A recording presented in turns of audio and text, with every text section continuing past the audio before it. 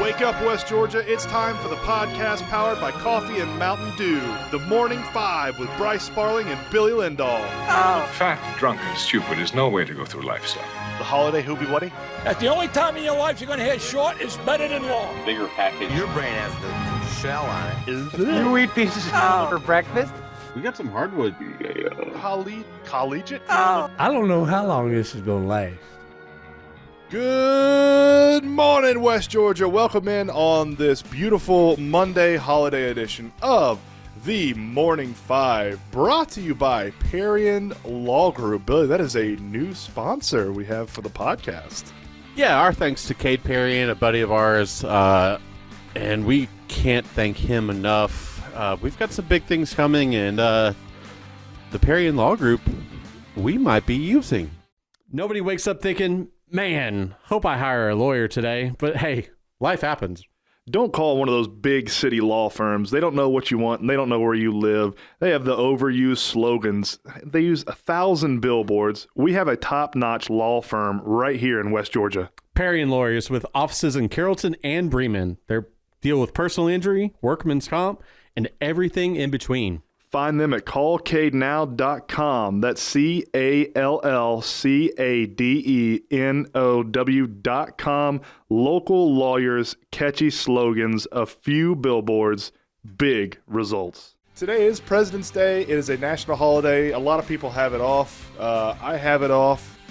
But there was so much just amazing sporting events happening in the West Georgia area this past weekend. There's no way we could have taken today off from the podcast. I would have felt awful for all the kids that competed this weekend and accomplished so much. There's no way in good conscience I could have done that.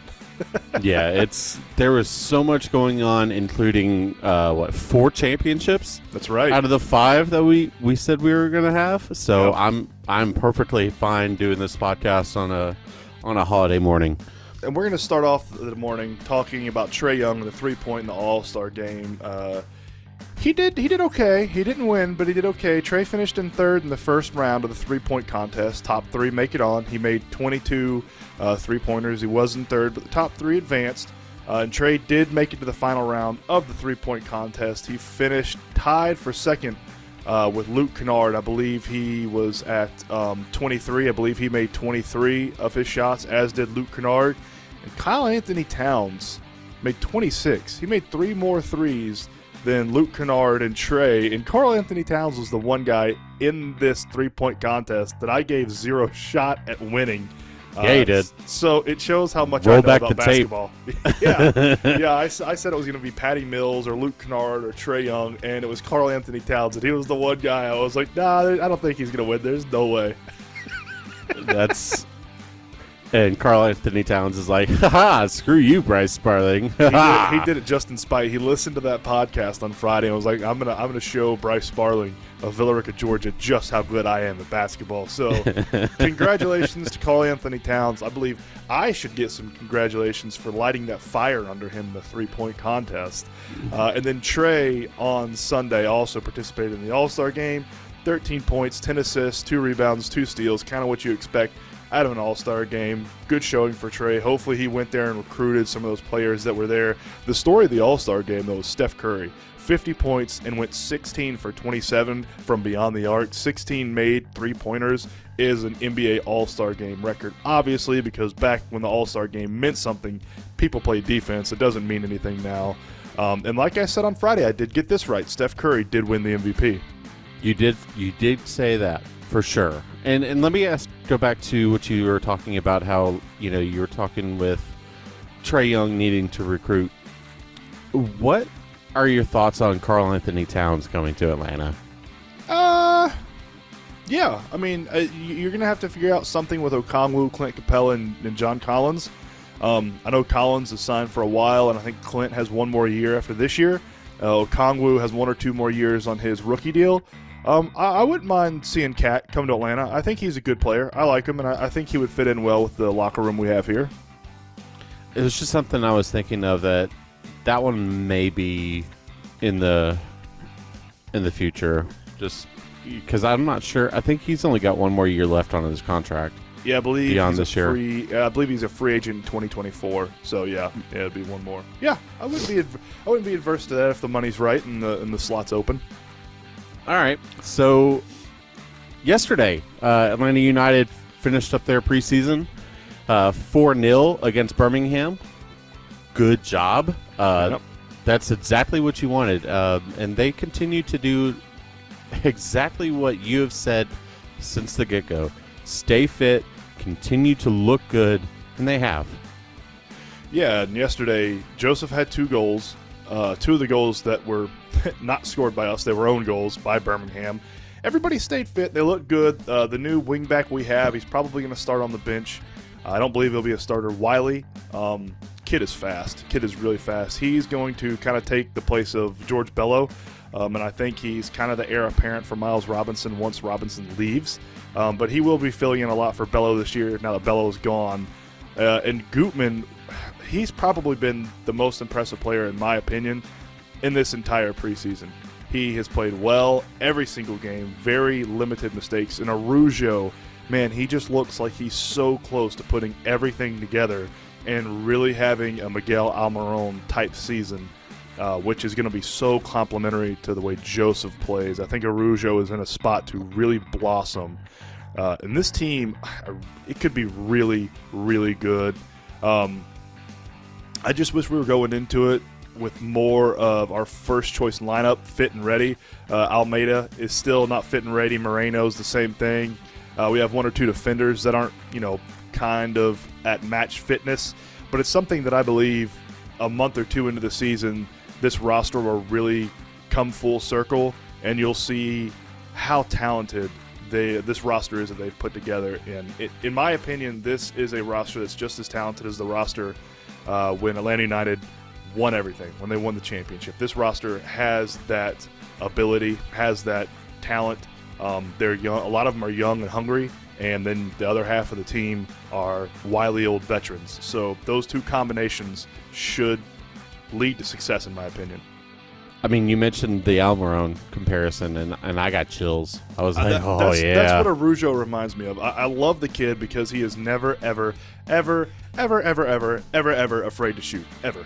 I mean, he reminds me a lot of, he plays like Trae Young.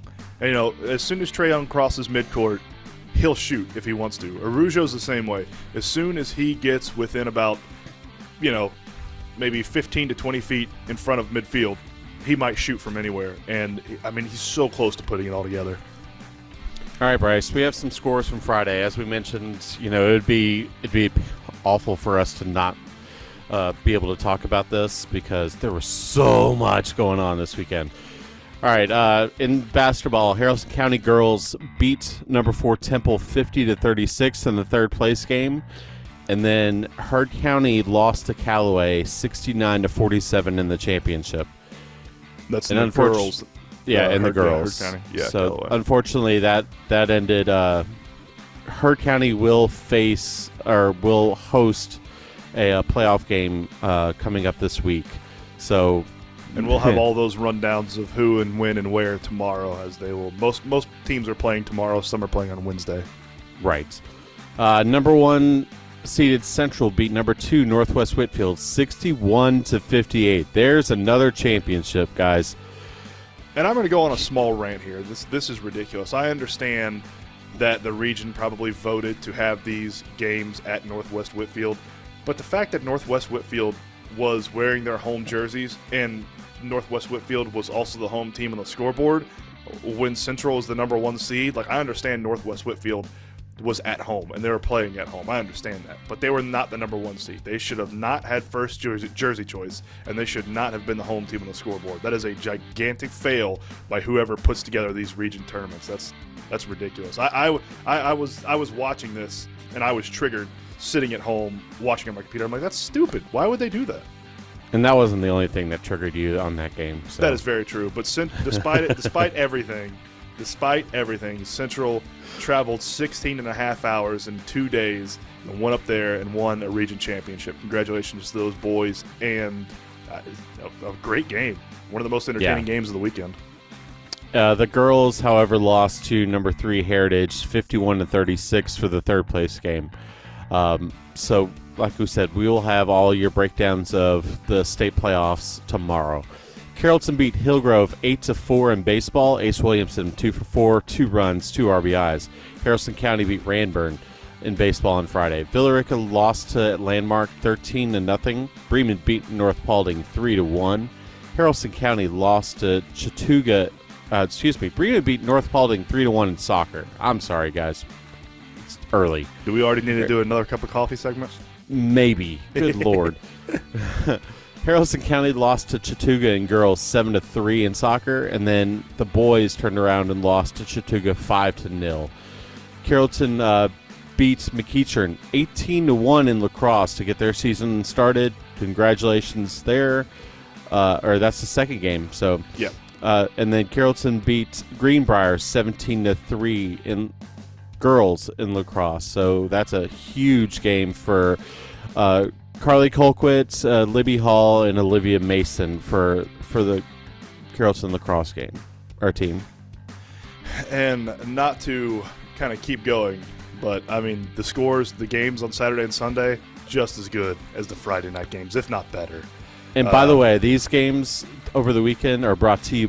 The scores from this weekend are brought to you by Marine South. I apologize. I should have mentioned that earlier. Sorry, you're fired. We can't. Well, yep. Appreciate it, guys. Bremen did lose to Temple in the third place game, 53-45. Ja'Cory Boykin had 22 points, 14 rebounds, 2 blocks. Amon Jackson, 19 points, 6 rebounds, 3 assists for Temple. For Bremen, A.J. Limpum had 15 points, Brody Harper had 15 points, and Cade Costanzo, 8 points. Both those teams, I believe both those teams should be on the road. Like I said, we'll have all this run down tomorrow on the Tuesday edition of the Morning Five. The Carrollton boys beat number 1 Alexander 49-45 to take the region championship. This is an Alexander team that has been ranked inside the top 5 or the top 10 the entire season in the entire state. Not just the region, but the entire state for their classification. And the Carrollton boys came away with a 4-point victory. Congratulations to them. Huge win and an insanely exciting game that I was on the edge of my seat the entire time. And once again, Carrollton, number 2 Carrollton, beat number 1 Rome and the girls 52-37 in the region championship game. This Carrollton girls team, probably the best girls team I've seen all season. The only other girls team that I've seen that I think could possibly compete with the girls for Carrollton at full strength is the Callaway team, just because of Callaway's length. I would love to see that scrimmage, but the Carrollton girls are just fantastic. Best girls team I've seen all year. Number 2, Heard County did lose to Callaway 69-47 in the championship game. Heard County will host in the first round of the playoffs. They host Dade County. They host Dade. We can't say who they host. That's a tease for tomorrow, Billy. My bad. Okay. Bowden Again, lost, fired. Bowden lost to Commerce. Bowden lost to Commerce on Saturday, 7-2. Rainwater had 1 RBI. I couldn't find a score for the Bowden-Jefferson game, so I have no idea how that went. Carrollton lost to Locust Grove 7-5 in their first game on Saturday. Andrew Albertus, Ace Williamson, Cade Cosper, and Cole Carter all had RBIs. And then Carrollton beat Troop 2-1. Carson Sewell, 7 innings pitched, 3 hits allowed, 1 run, and 7 Ks in a complete game. That is dominance. That is dominance right there, man. Yes, sir. Those both those games were played up at Lake Point, which is just a beautiful venue. Heard County did lose to Model. I'm going to say that name wrong the entire season. In baseball, 4-2. You Mount actually Zion just said it right. Oh, did I? Yeah, that's Model. Oh, well, they lost to Modal. Sorry, I'm not pronouncing it right. Mount Zion faced Langston Hughes on Saturday. I don't have a score for the Langston Hughes game for Mount Zion, but I do know that they beat Woodland later in the day, 10-7. And one of the Mount Zion kids I saw on Woodland's Game Changer, one of the Mount Zion kids had 4 RBIs in that game. Attaboy. I can't find a roster for Mount Zion for their baseball team. Let's see if I can get one of those today. Carrollton girls for lacrosse played Richmond Hill on Saturday. I couldn't find a score for this one either, which is really surprising because the Carrollton girls lacrosse team are usually fantastic about putting out their scores and everything. So I'm not sure that was part of the tournament down in Savannah. For University of West Georgia, the boys and girls both lost on Saturday versus Alabama Huntsville.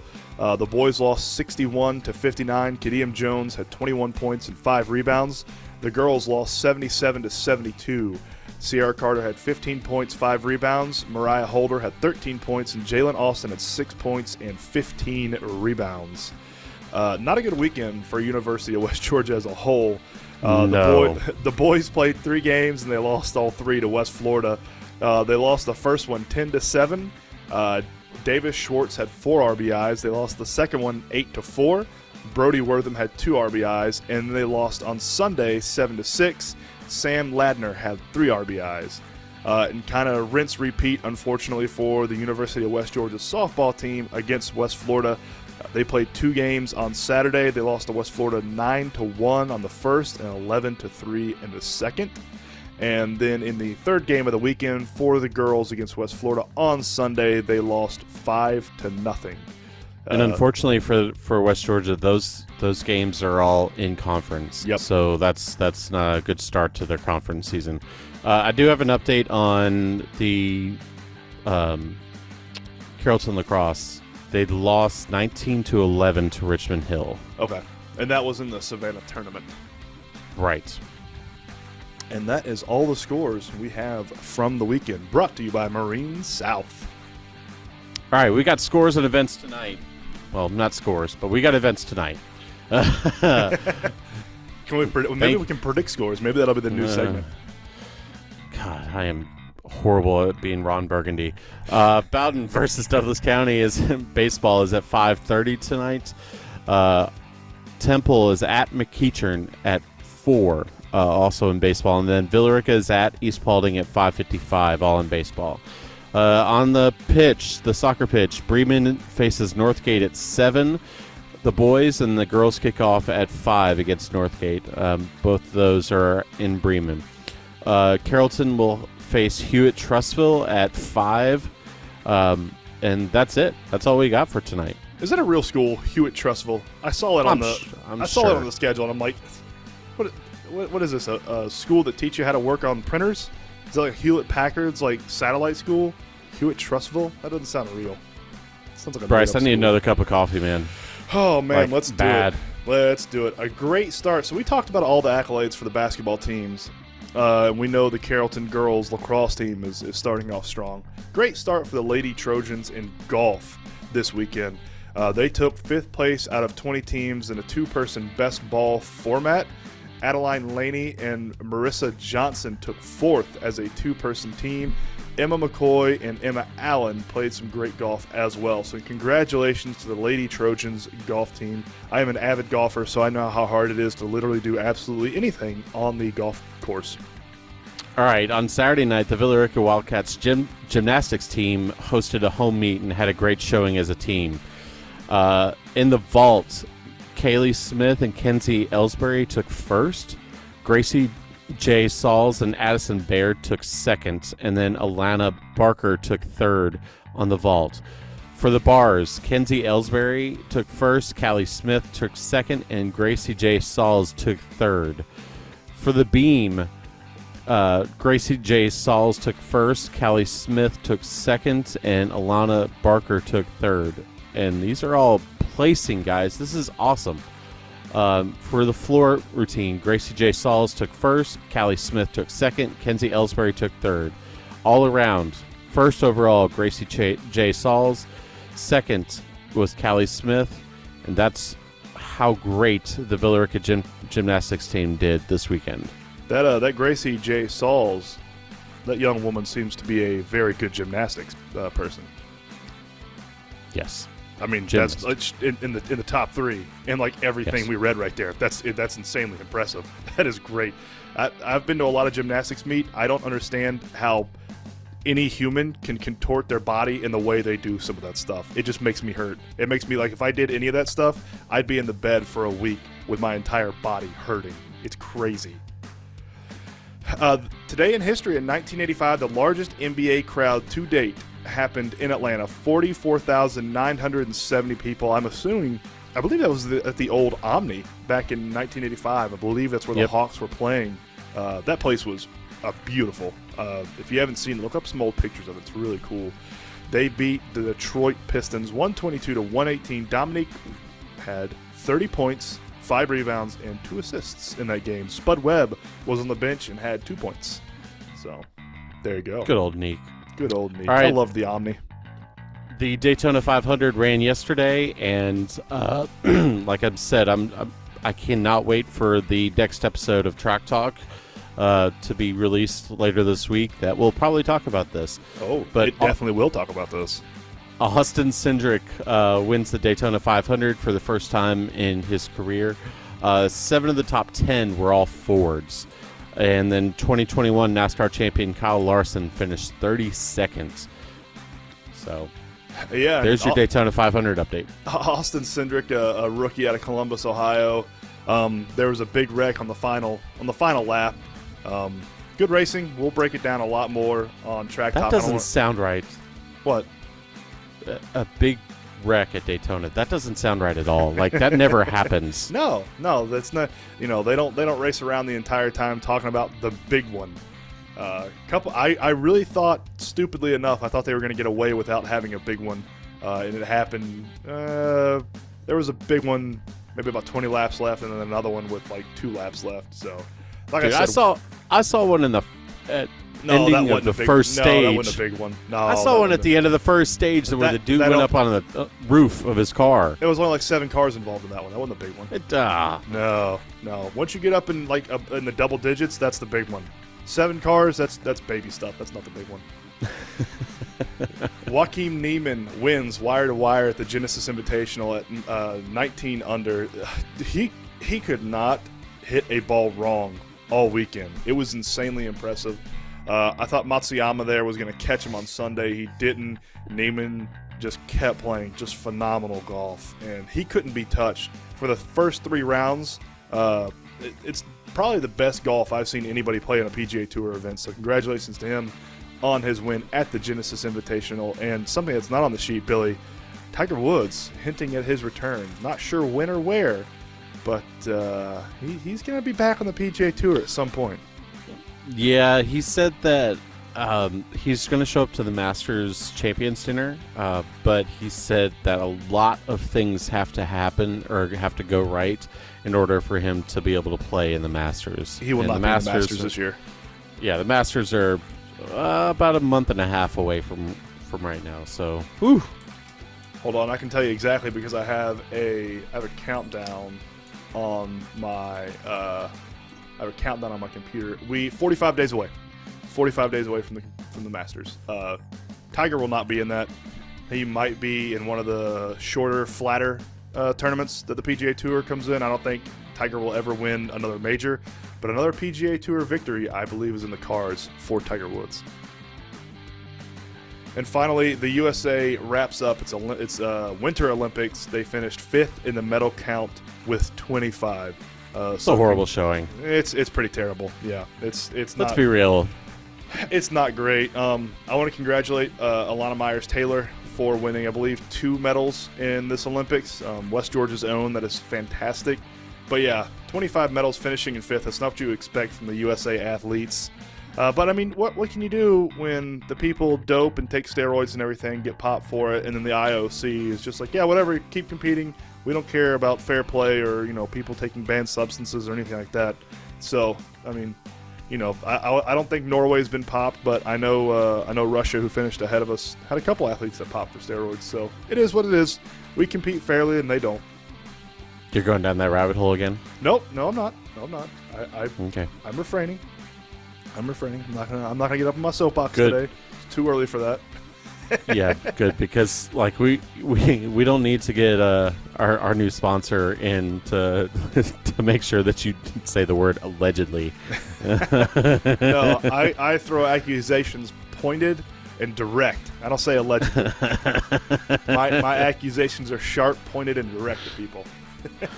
That's it for this President's Day edition of the Morning Five, brought to you by our lovely sponsors, Marine South and Parian Law Group. Thank you so much for listening this morning. Have a wonderful day. If you are off today, enjoy it. Billy, what's the weather like? Are we going to get any rain today, or is it going to be beautiful like it was yesterday?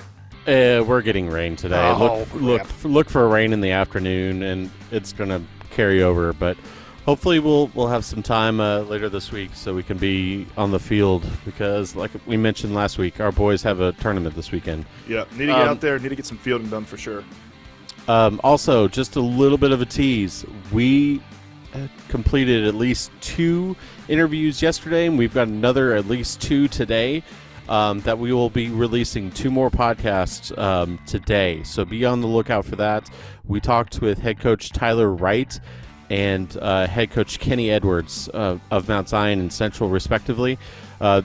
We will be releasing those later today, so be on the lookout for that. Absolutely fantastic interviews. Thank you so much for them joining and talking to us 2 bozos out here that, just trying to prop up the kids. They have a lot more important things to worry about coming up than talking to us, and they carved out time to talk to us kind of about their teams and their season and what they expect in the state tournament. So thank you to both of those head coaches. So we got 3 podcasts coming out today. We got the Morning Five right now, 2 interviews, and then tomorrow on Tuesday we're also going to have 3 podcasts coming out. We're going to have the Morning Five and at least 2 more interviews. And then on Wednesday, we're going to have the Morning Five and Track Talk and maybe some more interviews. Who knows? We might find some random people on the street to pull off an interview and talk about the games this week. I don't know. We're going to get interview crazy. But for Billy, I am Bryce. Thank y'all so much for coming in today. We will see you tomorrow. Same time, same place. Have a beautiful Monday. Shake your neighbors! Just shake them! Shake your neighbors!